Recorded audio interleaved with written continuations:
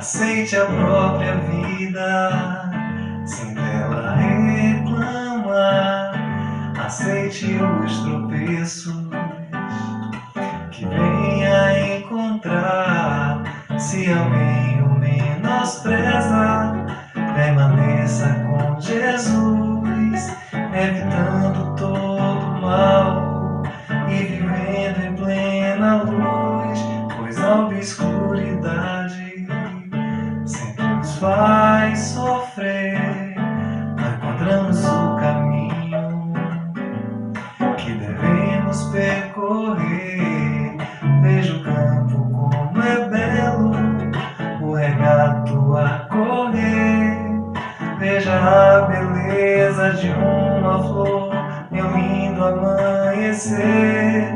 Ame e sirva que um dia Deus o libertará dos grilhões que lhe oprimem.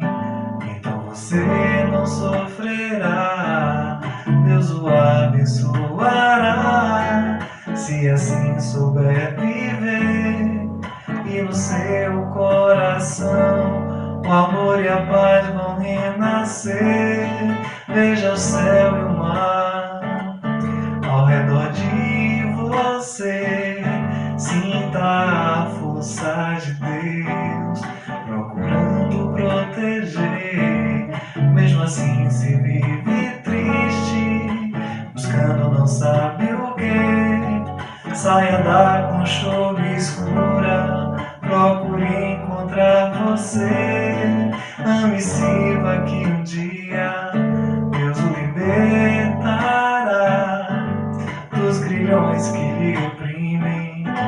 Então você não sofrerá, Deus o abençoará, se assim souber viver. E no seu coração o amor e a paz vão renascer. Ame e sirva, ame e sirva, ame e sirva.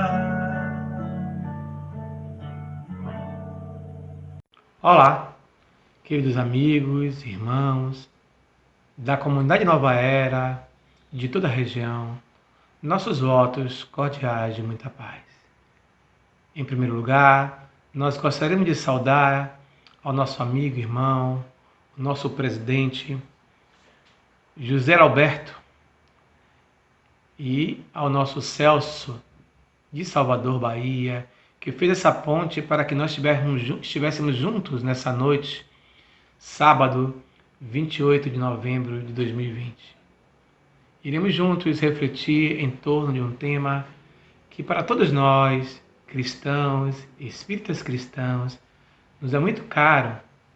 Trata-se da justiça do reino de Deus. Antes, porém, além dos agradecimentos necessários, também queremos aqui agradecer a parceria da Rádio Transvale, que gentilmente vem permitindo que nós possamos divulgar o bem, o amor em toda a região. Então, nossos votos de gratidão. Antes, porém, nessa noite linda, nós gostaríamos de convocar a todos a esse instante para que possamos, em um só coração, em um só sentimento, quem sabe nos vincular ao alto, a fim de que possamos abrir nossos corações, as nossas mentes, para as reflexões da noite de hoje. Fechemos os olhos. Senhor Jesus, nessa noite, te suplicamos a tua presença, Senhor, para que os bons amigos possam se fazer presentes, para que nós possamos, Senhor, ser inspirados, ampliando as comportas dos nossos corações e mentes, e juntos possamos refletir em torno do Teu Evangelho. Sê conosco, Senhor, hoje, agora e sempre. Queridos amigos e irmãos, mais uma vez gratidão, saudações ao nosso presidente, saudações a toda a comunidade Nova Era e gratidão à Rádio Transvale pela oportunidade de transmitir essas reflexões da noite de hoje. Hoje é sábado, 28 de novembro.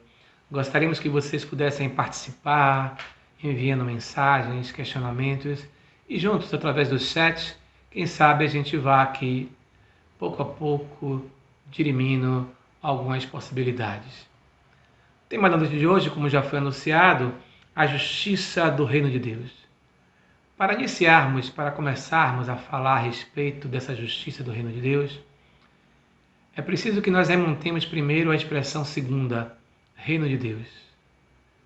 E em relação aos livros sagrados, seja da Bíblia, em sua primeira parte, o Velho Testamento, seja na segunda parte, o Novo Testamento, precisamos, conforme o nosso Haroldo Dutra nos conduz, nos convida a refletir a essa expressão, reino de Deus, é preciso, pois, observarmos e analisarmos que naquela época a expressão reino de Deus tinha a ver com reino propriamente dito. Naquela época, então, os reinos eram constituídos de pessoas, mas de um rei, de um imperador. A ele cabia administrar, cabia legislar, cabia organizar e ser ao mesmo tempo provedor e ser juiz de sua comunidade, de seu povo. Buscando então dirimir as questões sociais, buscando então organizar uma sociedade que ainda não existia um contrato social.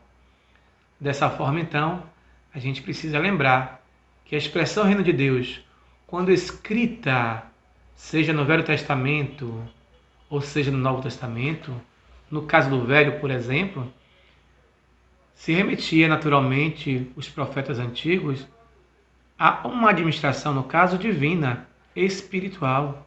E também em o Novo Testamento da mesma forma, quer seja através de Jesus e seus discípulos, quer seja no Velho Testamento e os profetas.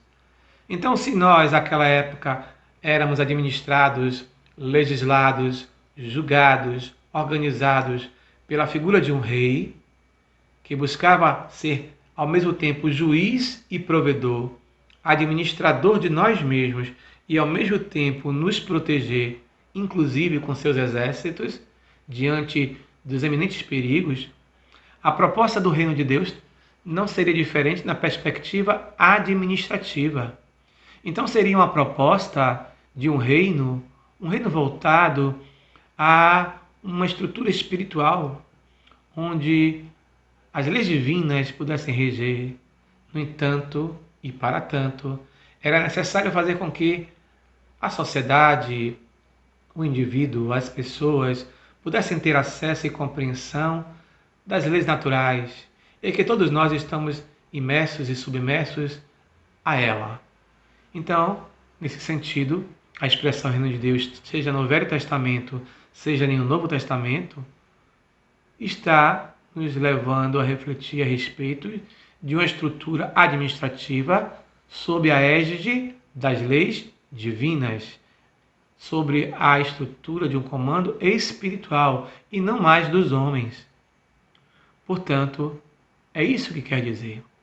Mas a expressão por completa em a noite de hoje é a justiça do reino de Deus. Para que nós possamos dar continuidade a essas nossas reflexões, iremos aqui agora rememorar uma clássica obra de Chico Xavier, ou melhor, do espírito Humberto de Campos, na psicografia de Chico Xavier. Conta que naquele tempo era a primeira vez que Jesus saíra da Galileia em direção a Jerusalém. E, ao se aproximar de Jerusalém, eis que existiu então, na porta de um templo, alguns sacerdotes ociosos, sem ter o que fazer, estavam a dialogar. Quando Jesus se aproxima, aquela figura imponente, divina, bonita, estranha, de estrangeiro, afinal de contas, era um galileu em Jerusalém. Então, a sua forma, o seu biotipo, os seus cabelos, os seus olhos, a sua estrutura física era diferente daqueles oriundos de Jerusalém. Era um galileu. Além disso, claro, naturalmente, Humberto de Campos vai dizer que a imponência de Jesus no que se refere à sua espiritualidade. E isso chamou a atenção daqueles senhores. Um deles, então, de nome Haná, se aproximou e diz para ele: estrangeiro, galileu, porque percebia-se que era um galileu diante da sua estrutura física, do seu jeito. Então ele diz: que fazes tu por aqui? Que queres aqui nessa região? E Jesus, de maneira muito tranquila, responde: venho aqui implantar o reino de Deus. Naquele momento, Haná então sorriu e disse: Quem? Quem és tu que vai implantar o reino de Deus? Acaso tem alguma parceria para esse empreendimento com algum príncipe, com algum imperador, com algum rei? E Jesus disse: não, estou aqui amando de meu Pai. E como acaso irá implantar esse reino? Vejam, a pergunta de Haná tem a ver com as explicações que nós iniciávamos na noite de hoje. Para eles, como um todo, ali, em Roma, em Israel, na Judéia, reino então significava ter um senhor poderoso, um rei, um príncipe, um imperador, alguém que administrasse, legislasse, julgasse, protegesse, fosse então o comando nas suas mãos. Então ele pergunta para Jesus: e acaso pretende fazer isso com quem, já que não tem príncipe, não tem um rei? E aí Jesus então lhe responde: eles virão de todos os lados, de todos os lugares. Naquele momento, o sacerdote disse: é verdade. Tolos e imbecis têm de todos os lados e haverão, com certeza, de lhe ajudar. Então ele remonta para Jesus e diz: Galileu, acaso já viste, por exemplo, alguma estátua perfeita, constituída, produzida de lama?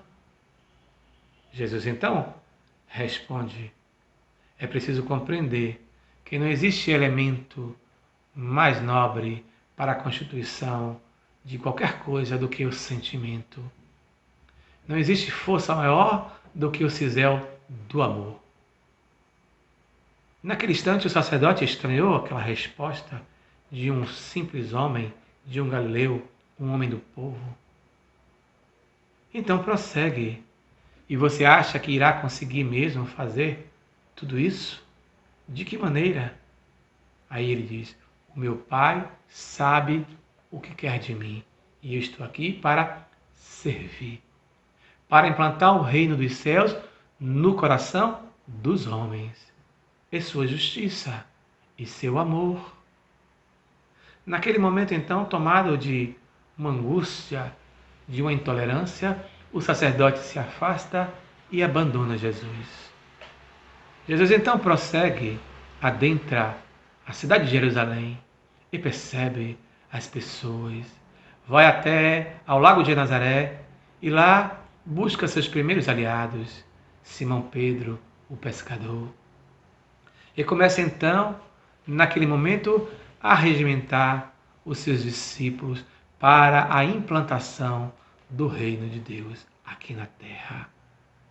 É preciso compreender, sobretudo, que o reino de Deus, como o próprio mestre disse, encontra-se em nosso coração.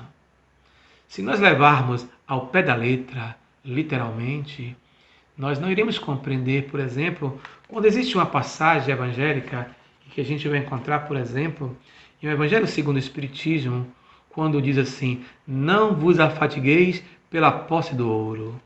Está lá em o Evangelho segundo o Espiritismo. Buscai e acharei é o capítulo. Existe um item muito interessante nesse capítulo, Buscai e achareis também, que fala a respeito de reflexões profundas em torno de que nós devemos buscar primeiro o reino dos céus, pois o resto nos será dado por acréscimo. É a passagem evangélica que me permitam a introdução. Observai os pássaros do céu. Não acumuleis tesouro na terra, onde a ferrugem e os vermes os comem, e onde os ladrões os desenterram e roubam. Acumulai tesouros no céu, onde nem a ferrugem, nem os vermes os comem, porquanto onde está vosso coração, vosso tesouro, aí está também o vosso coração.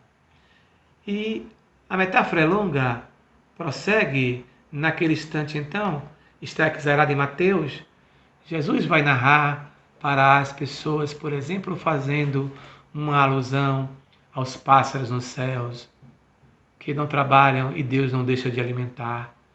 Jesus faz alusão, por exemplo, também às vestes que Salomão tem em relação às vestes dos lírios do campo, que são muito mais belas do que as roupas de Salomão. E aí ela remata e diz: buscai primeiramente o reino de Deus e a sua justiça, que todas essas coisas, que coisas? As coisas materiais, vos serão dadas por acréscimo. Assim, pois, não vos ponhais inquietos pelo dia de amanhã, porquanto amanhã cuidará de si. A cada dia basta o seu mal. Então, só existe um momento mais importante na vida de cada um de nós. É o aqui e agora. Não é ontem, o passado reencarnatório, não é amanhã, a próxima reencarnação, mas é o presente, o aqui e agora. Então, para que nós possamos compreender essa justiça do reino de Deus, esse convite de Jesus que a gente possa buscar primeiro o reino de Deus e, sobretudo, nos convidando ao labor, ao trabalho, à implantação do reino primeiro em nossos corações. Então, a gente precisa primeiro compreender aquilo que a doutrina espírita veio, enquanto consolador prometido, nos explicar. Então, o Espiritismo é a nova ciência que veio demonstrar as relações do mundo corporal com o mundo incorporal. Da mesma forma, o Espiritismo é uma ciência que veio demonstrar que a morte não existe, que a morte é do corpo físico e que somos seres imortais. O Espiritismo vem nos convidar a refletir sobre aquilo que nós conhecemos ao adentrarmos nos grupos de estudos de princípios básicos. Entender, por exemplo, o primeiro princípio básico é Deus.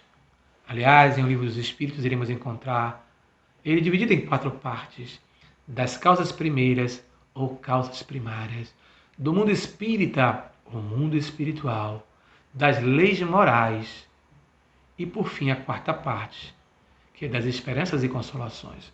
Então, talvez você se pergunte: Gleidson, que fundamentação, qual é a relação destes princípios, por exemplo, com a justiça do reino de Deus? Ou com esse capítulo Buscai e Acharei, quando Jesus nos arremassa dizendo: buscai primeiro o reino dos céus e sua justiça, e o resto lhe será dado por acréscimo. É entender que existe uma administração espiritual, e entender, por exemplo, a nossa origem, quem sou, de onde eu venho, para onde eu vou, qual o sentido da vida, compreender que nós somos espíritos imortais e que estamos em graus evolutivos distintos uns dos outros. Entender que existe uma hierarquia dos mundos, dos planetas, e que existem planetas, por exemplo, primitivos, planeta de provas e expiações, planeta de regeneração, planeta feliz, planeta celestial.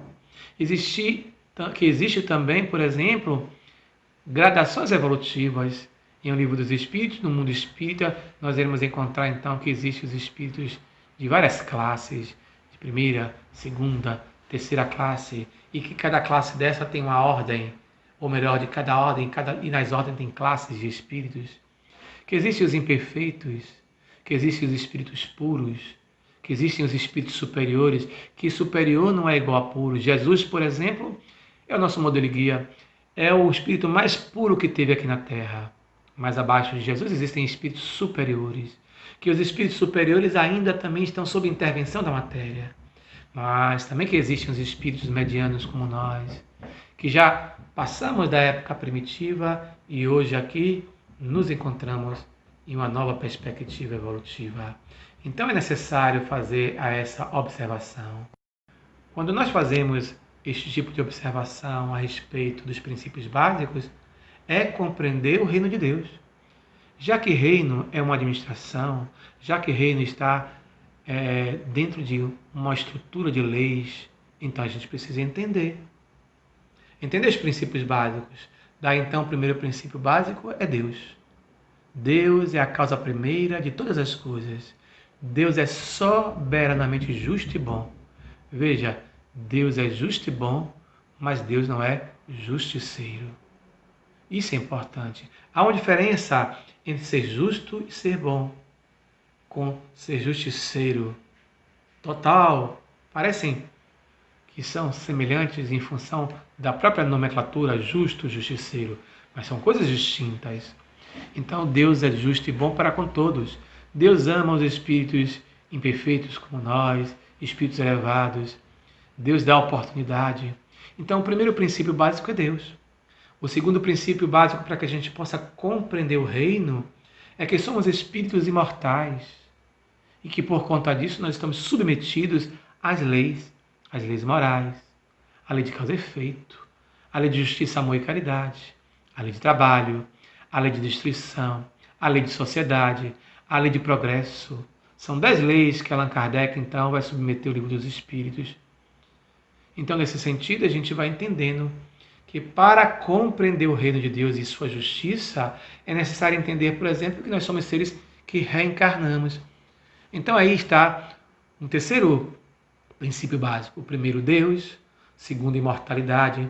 O terceiro, pluralidade da reencarnação. Então, nós somos seres que reencarnamos quantas vezes forem necessárias. Mas qual é a justiça da reencarnação? Tem a ver com a justiça do reino de Deus. Porque a justiça da reencarnação é amor. Reencarnar ou a justiça da reencarnação não é punição. Deus não pune, Deus não castiga. Deus dá oportunidade para que nós possamos nos reeducar. Daí reencarnação ser um processo reeducativo em nossas vidas. Precisamos assim compreender. Então, o primeiro princípio básico desse reino, dessa administração, é compreendermos que não é mais um rei, a figura de um príncipe, de um imperador que está no comando, mas é a figura de Deus. E que Deus, existem leis naturais que regem o universo, que ela é igual para todos. Nessa perspectiva, então, portanto, nós vamos avançando e aí, lembrando mais uma vez, somos imortais, estamos, então, dentro dessas leis. E por estar nela, tem a reencarnação. Então tem uma terceira lei desse reino de Deus, que é a lei da comunicação entre os espíritos, ou melhor, que é um princípio da comunicação entre os espíritos, comunicabilidade. Isso é importante para entender a justiça divina. Então o Espiritismo, por exemplo, veio ao seu turno para nos mostrar, através de provas irrecusáveis, através de provas para que nós possamos compreender que somos imortais, ou porque nós estamos aqui a sofrer, porque acontece isso, porque acontece aquilo. Nesse momento o mundo estertora. O Brasil e todos os outros países. Estamos em plena crise da pandemia. Estamos vivendo a chamada grande noite escura, a grande transição. E aí existe uma lei chamada Lei de Progresso. Então, dentro da administração do reino de Deus, da justiça de Deus, nós precisamos compreender que os planetas, assim como os espíritos, são criados de maneira simples. Nós, espíritos, somos criados de maneira simples e ignorantes, sem consciência de que somos de erro, de acerto, mas temos inato dentro de nós todo um manancial de evolução. Nesse sentido, os planetas também são planetas que são estações planetárias para receberem grupamento de espíritos de acordo com o seu estágio evolutivo. Então a Terra um dia foi primitiva. Hoje, a Terra depois passou a ser um planeta de provas e expiações. O que é ser primitivo? O mal existe e impera totalmente. Totalmente. Totalmente. Então, é um ser sem consciência, nós somos belicosos, nós somos muito mais animais, nós reagimos mais do que agimos. Essa é a estrutura. Na grande transição de primitivo para planeta de prova e expiação, iremos perceber a presença do bem e do mal. O mal é maior do que o bem. O mal sobrepõe o bem.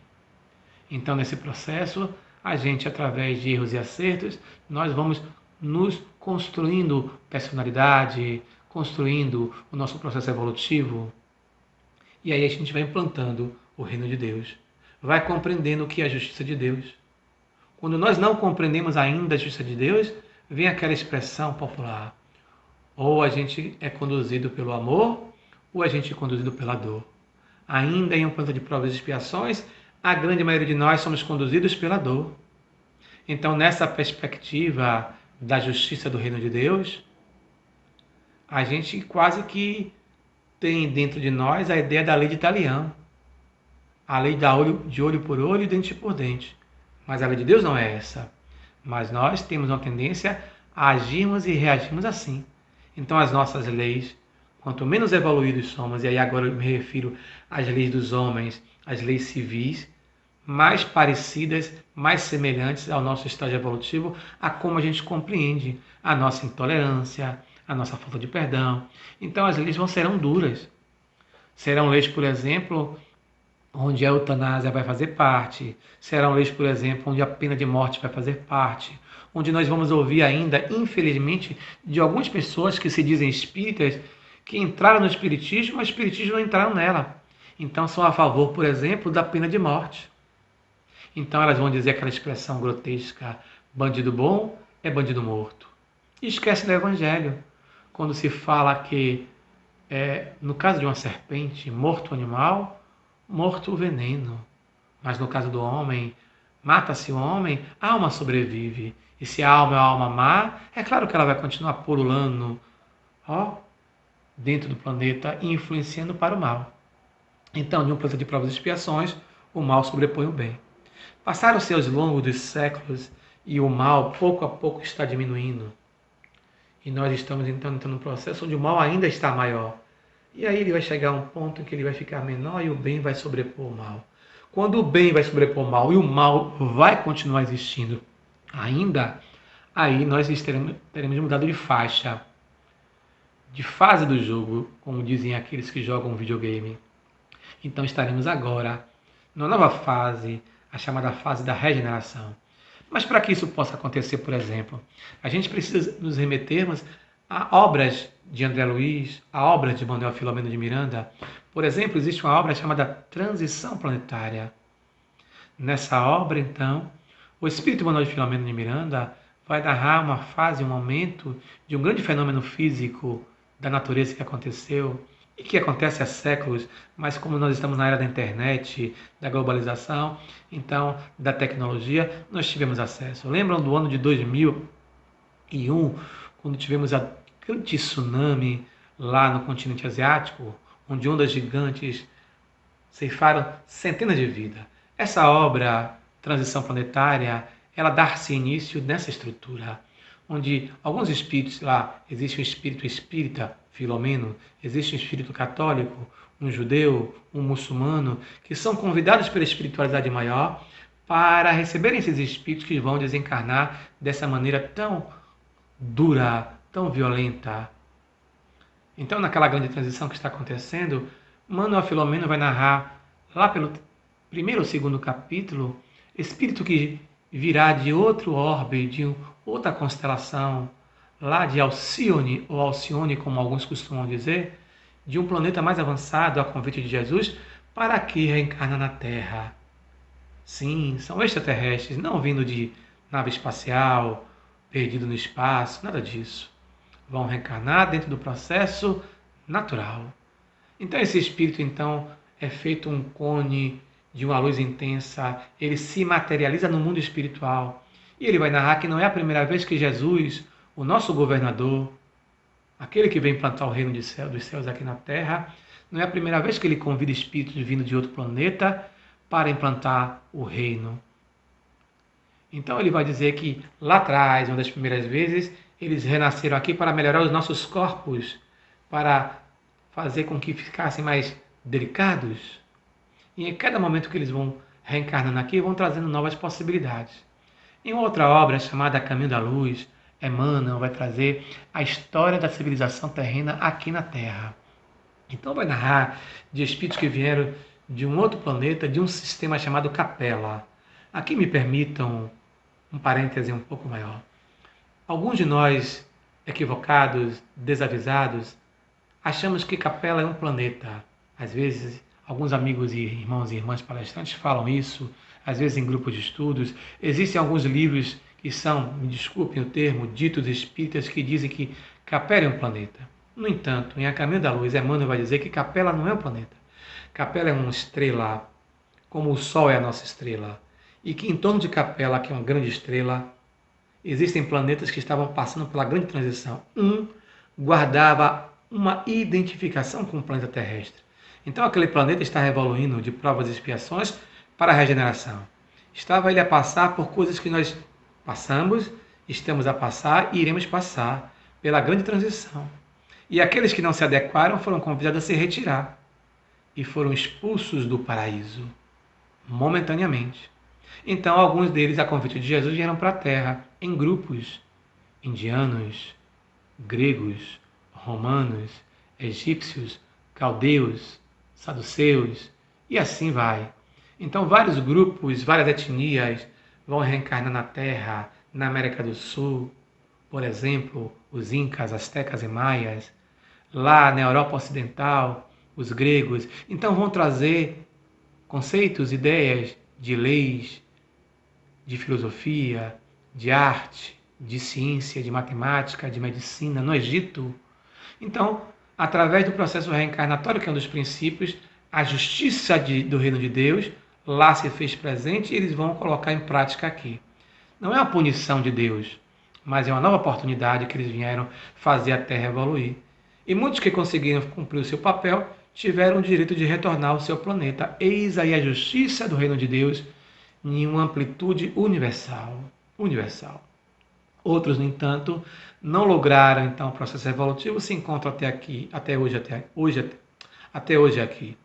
Outros, no entanto, conseguiram lograr a evolução, tiveram o direito de voltar ao seu planeta de origem, lá na constelação de Capela, da estrela Capela, mas pediram para ficar porque tomaram amor, gratidão à Terra e dizem que só saem daqui quando a Terra evoluir. Então, nesse processo, a gente começa a entender que a justiça do reino de Deus é primeiro compreender o que é o reino de Deus. É uma administração divina. Estamos, então, submetidos a leis naturais. Aquelas leis que se encontram lá na terceira parte do Livro dos Espíritos. Leis morais. Então, entender, por exemplo, karmas, entender, por exemplo, desencarnes coletivos, entender a pandemia, entender as guerras, os maremotos, os terremotos. Quando nós entendemos essas leis, nós iremos compreender a justiça de Deus. Iremos entender então por que nós estamos aqui.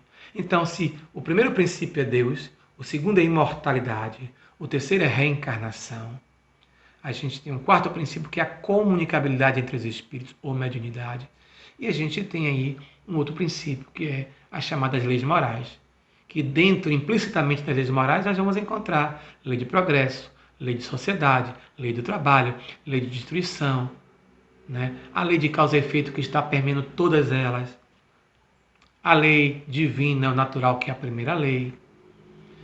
E aí há um momento que Kardec, que ele dividiu as leis em 10, de maneira didática, a lei é única, é a lei natural. Ele dividiu e fez perguntas para que a gente pudesse compreender. E naquele momento, então, ele pergunta para os espíritos: o que vocês acham de ter dividido a lei natural em 10 leis? E os espíritos respondem: tudo bem. Numa linguagem bem moderna, de boa, de boaça, desde que vocês se entendam e desde que vocês compreendam que dentre essas leis, a mais importante é a última. É a lei de justiça, de amor e caridade. Então essa lei tem tudo a ver com a justiça do reino de Deus aqui na Terra. Quando nós compreendemos que somos seres reencarnantes, que nós não estamos aqui para pagar nada, mas nós estamos aqui para nos reeducar sentimentos, emoções, que nossos filhos, nossos pais, nossas mães, nossos familiares mais próximos são nossos desafetos do passado. A gente começa a implantar o reino de Deus a partir da compreensão do que seria a justiça divina, do que seriam as leis divinas. Mas ao mesmo tempo que a gente aprende e compreende, a gente implementa e implanta essa lei. A gente divulga através não só da palavra, mas sobretudo através da experiência, da vivência. Então o mundo precisa de bons exemplos para que haja mudança, para que haja transformação. Se a gente quer a mudança no mundo, temos que fazer a mudança no nosso mundo interno. É preciso compreender que não existirá presidente, governador, prefeito que irá mudar a nossa estrutura social e econômica. O que irá transformar tudo isso é a nossa mudança íntima, é a nossa transformação. Então nós precisamos ter a mudança que nós queremos no mundo. Quando isso ocorre, quando isso acontecer, iremos então entender a justiça de Deus. É nessa perspectiva. É entender, por exemplo, como algumas passagens. Vejamos, por exemplo, uma passagem que eu gosto muito, que se encontra lá, por exemplo, no Novo Testamento, em Atos dos Apóstolos, lá no capítulo 9. Vai narrar aquela história fantástica, belíssima, de Saulo. Então Saulo era um grande judeu, um doutor da lei, assim como Aná, esse que eu falei no início, que encontrou com Jesus e perguntou: o que queres daqui tu, Galileu? E Jesus disse: implantar o reino de Deus. O nosso Saulo fora preparado para ser um grande sacerdote, assumiu o sinédrio. E naquele momento ele estudou, digamos na linguagem moderna, nas melhores escolas, desde pequeno ele foi trabalhado para isso. Esse era o objetivo dele. Esse era o seu objetivo. Por outro lado, vamos encontrar, então, Jesus aqui na terra. E Saulo era inimigo dos cristãos, porque os cristãos falavam de um Deus justo e bom, enquanto os judeus falavam de um Deus que era justiceiro, do aqui se faz, aqui se paga. Então, Jesus, quando desencarna, Saulo, aquele instante, era um grande homem poderoso, rico, um homem que era doutor da lei. Ser doutor da lei era compreender, conhecer a Torá de ponta a ponta, desculpem a expressão, de cabo a rabo. Então, nessa perspectiva de fio a pavio, para usar uma expressão do Nordeste brasileiro, acontece, porém, que aí, essa altura dessa história, Jesus já havia voltado para o mundo espiritual.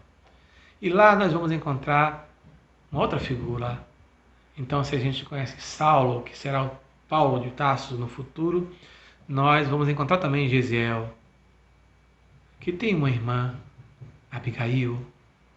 E Gesiel, lá na frente, será morto, assassinado por Saulo. Observe, Gesiel era um homem chamado, se a gente pode dizer assim, de uma classe média, um homem que tinha uma família, mas Roma e seu império, então, adotando toda aquela situação, mata os pais de Gesiel e de Abigail. E naquele momento, então, eles são separados. Abigail vai viver trabalhando para a casa das pessoas. Gesiel vai ser escravo nas galés. E o destino, que não é o acaso, faz com que um dia Gesiel venha parar lá onde morava sua irmã. E eles estavam no mesmo lugar e não sabiam. Saulo, por sua vez, quando ele conheceu Abigail, ele amava Abigail. E ele queria casar com Abigail. Tornou-se a mulher da vida dele. Eles eram noivos. E ela lhe fez um pedido, que ele o ajudasse a encontrar o seu irmão. E assim, ele se comprometeu para encontrar, no caso, o seu irmão. O tempo passou e há um instante muito curioso que Gesiel, quando chega nessa cidade, ele muda também o seu nome. Então agora ele passa a se chamar Estevão. E Estevão passa a ser um grande pregador, o que atraiu a ira dos judeus, inclusive no caso de Saulo. E ao momento que Gesiel, agora Estevão, portanto, nem se imaginava que ele era irmão de Abigail, ele é preso e é condenado à morte para ser lapidado, apedrejado até a morte. E quando ele vai ser lapidado, e Saulo é convidado a fazer parte do julgamento e lapidar Gesiel, naquele momento então o que acontece? Abigail está presente e diz: não faça isso, Saulo. Esse é o meu irmão, lembra que eu te falei? Mas Saulo era um homem orgulhoso, vaidoso, ele não podia ir de encontro, ele odiava os cristãos. Então ele é o primeiro a tirar a pedra. E Gesiel parte, vai para o mundo espiritual daquela maneira infame. Naquele momento, Saulo, além de perder as estribeiras, perde o amor da sua vida. E o seu ódio fica muito maior ainda. Então Saulo agora resolve ele mesmo dar cabo dos cristãos. E ele então descobre que uma outra figura muito importante, chamada Ananias, se encontrava em Damasco pregando, então ele queria destruir os cristãos. E ele então vai até a Damasco em busca de Ananias, a fim de liquidar com Ananias. E no caminho, nós, em grande maioria, vocês que nos escutam sabem da história. O que acontece naquele momento, para usar uma expressão bem nordestina, bem baiana, Saulo cai do cavalo. Um sol intenso no caminho, ele com seus guardas, com seus homens. Naquele instante ele cai e fica cego momentaneamente. E de repente, na sua cegueira, aquela luz intensa toma uma forma bela de um homem imponente. Era Jesus. E Jesus já havia desencarnado. Ele, aquela luz forte, vê aquela figura, diz: quem és tu? E ele escuta aquela voz: Saulo, Saulo, Saulo, por que me persegues? Quem és tu? Sou Jesus. Então, na verdade, você existe? E naquele momento, então, Saulo é tocado de coração. Então, Jesus diz a ele que ele ficasse na hospedaria aguardando que ele ia receber algumas recomendações. Saulo deixa de ver Jesus e os homens que estão olhando para ele ficam boquiabertos. Vocês viram o que eu vi? E os homens dizem: não, Senhor. Nós vimos o Senhor conversando muito alto, sozinho, mas com ninguém. Então ele vai, ainda cego, ficar na hospedaria, e os homens voltam a Jerusalém e vão dizer que Saulo enlouqueceu. E Saulo está lá, aguardando as novas informações. Enquanto isso, Ananias, que Saulo fora buscar para matá-lo, na sua justiça dos homens, é buscado por Jesus. E Jesus então orienta e diz: vai até lá. E naquele momento, então, Ananias diz: mas Senhor, ele quer me matar e o Senhor quer que eu vá lá? Esse é o cristianismo. Nós devemos amar os nossos inimigos. E não devemos apenas amar e perdoar os nossos inimigos. Mas Jesus nos concita, nos convida a fazer o bem por aqueles que nos perseguem, que nos caluniam. Não basta perdoar, não basta amar. É preciso fazer o bem para quem nos faz o mal. E naquele momento, então, Ananias vai até a hospedaria, se apresenta. Saulo fica estarrecido, dá um passe. Saulo volta a enxergar. E Saulo muda a sua vida. E Saulo faz aquela série de perguntas: Senhor, que queres tu que eu faça? O que queres tu de mim, Senhor? Então eu pergunto para você que está nos escutando: você já se fez essa pergunta? Senhor, que queres tu que eu faça?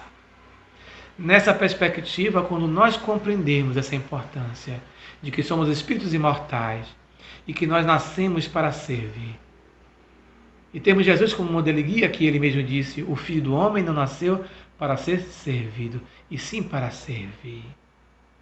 Entender o amor, o perdão. Entender que Jesus já sabia que Judas não compreendia a sua missão, que Judas o traiu e ele o amou profundamente. Entender que Pedro era seu amigo mais próximo. E aqui vai uma curiosidade: existe uma obra chamada Dor Suprema, pelo espírito Victor Hugo. E naquele momento, então, nessa obra Dor Suprema pelo espírito Victor Hugo, de Dona Ivone do Amaral, há um instante que o capítulo ela vai narrar que Pedro morava lá em outro planeta, em outro sistema solar, digamos assim.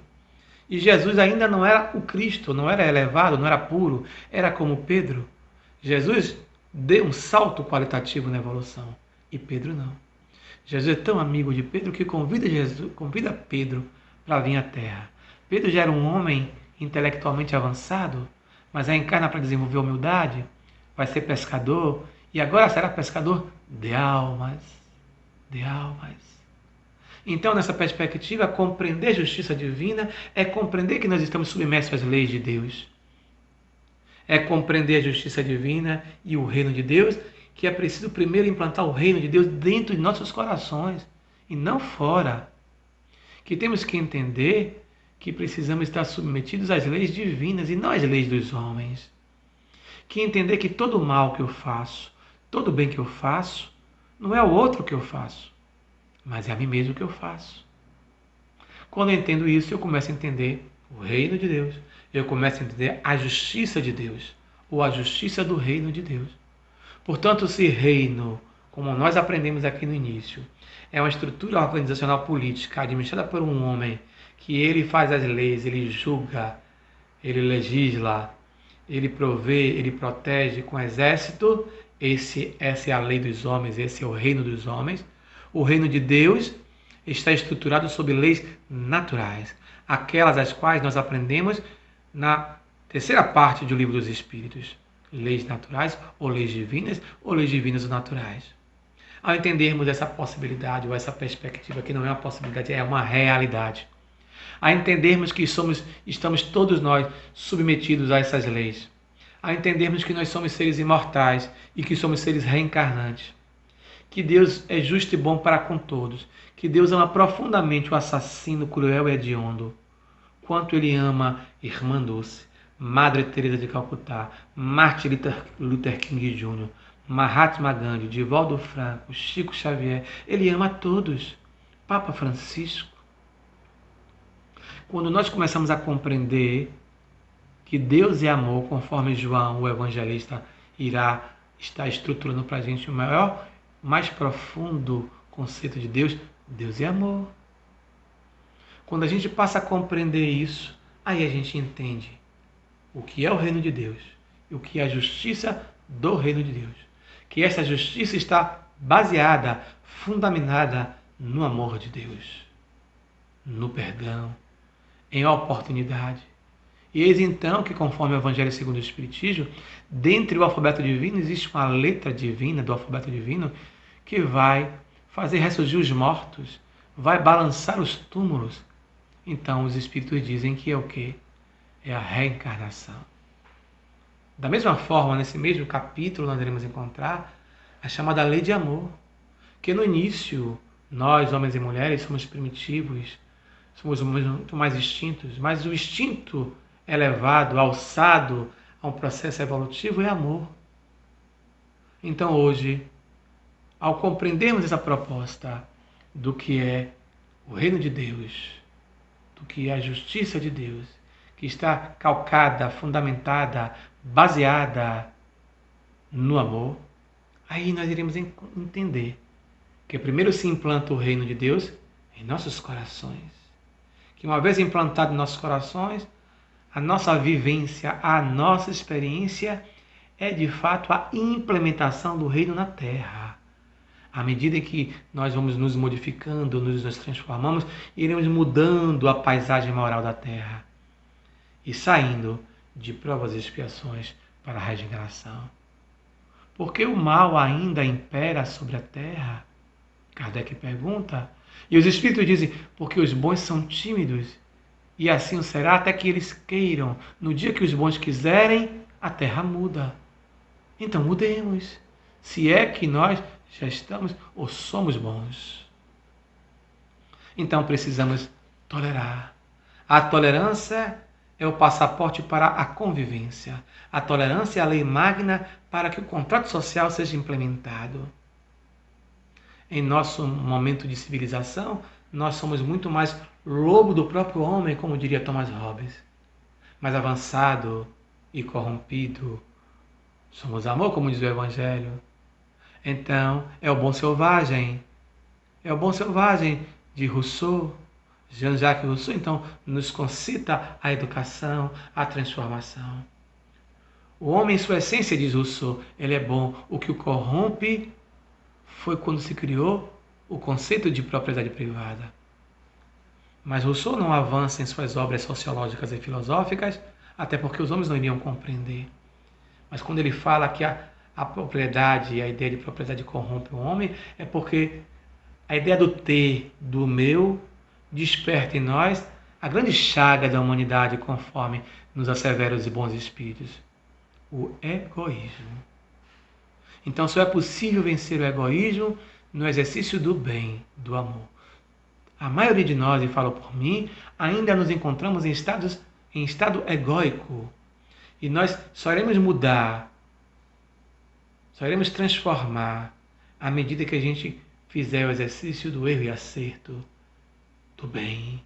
Então, maltratado, vilipendiado, traído, que nós possamos agir no bem.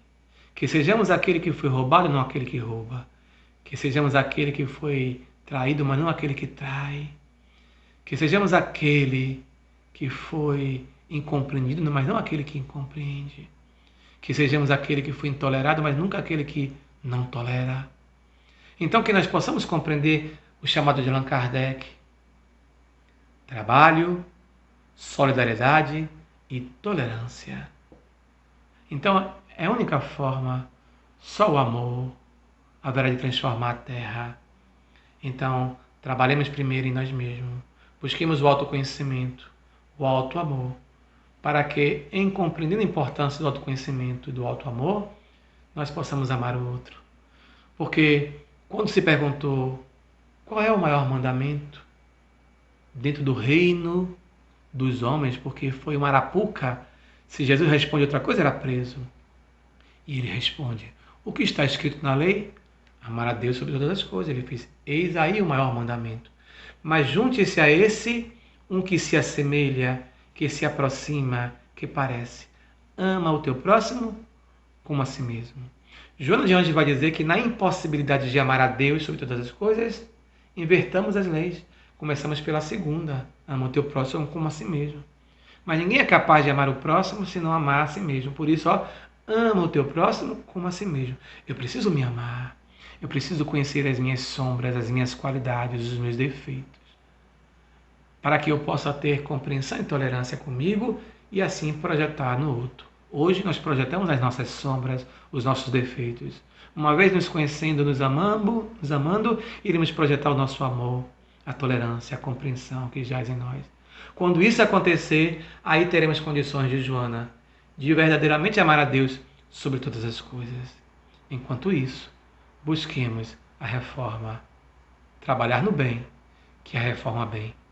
Meus amigos, meus irmãos, minhas irmãs, que Jesus nos abençoe. Gratidão à comunidade espírita Nova Era. Gratidão ao nosso irmão, o nosso presidente José Alberto. Gratidão ao nosso Celso, que foi a ponte entre vocês e nós. Gratidão pela oportunidade. Gratidão à Rádio Transvale, que está transmitindo nessa noite de hoje, 28 de novembro, esse nosso momento de reflexão evangélica, para que nós possamos compreender a justiça do reino de Deus. É preciso compreender a importância de implantar o reino de Deus no interior de cada um de nós. Que Jesus nos abençoe e que nós possamos nos rever em breve, seja virtualmente, quem sabe em uma próxima oportunidade, fisicamente visitando a região, com palestra, com seminário ou com encontro amigo e fraterno. Que Jesus nos abençoe. Beijo no coração. Até a próxima oportunidade. Paz de Jesus em nossos corações, meus amigos. Paz, muita paz. A paz do mundo começa em mim. Se eu tenho amor, com certeza eu sou feliz. Se eu faço bem ao meu irmão, tenho a grandeza dentro do meu coração. Chegou a hora da gente construir a paz. Ninguém suporta mais o desamor. Paz pela paz, pelas crianças, paz pela paz, pelas florestas, paz pela paz, pela coragem de mudar, paz pela paz, pela justiça, paz pela paz, a liberdade, paz pela paz, pela beleza de te amar. Paz do mundo começa